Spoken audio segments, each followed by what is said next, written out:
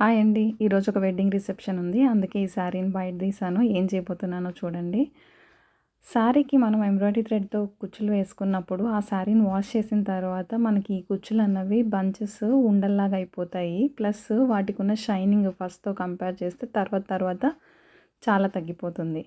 So, కాబట్టి నాకు కొన్నిటికి వేసుకొని ఎక్స్‌పీరియన్స్ చేసిన తర్వాత ఇంకా వద్దు వాటితో వేసుకోవడము. శారీకున్న సిల్క్ థ్రెడ్డే మెయింటైన్ చేద్దామన్న ఒపీనియన్‌తో ఈ శారీకి నేనే కుచ్చులు వేసుకుంటున్నాననమాట.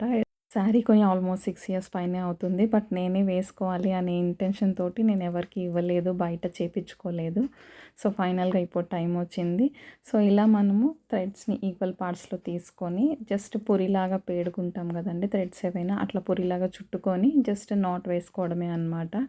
చాలా బాగానే వచ్చాయి. ఈజీగా అయిపోయింది. Around half an hour time ఏమో తీసుకున్నది కానీ చాలా బాగా వచ్చిందనమాట ఫైనల్ అవుట్‌పుట్ అయితే. మీకేమనిపిస్తుందో నా కమెంట్ సెక్షన్‌లో చెప్పండి.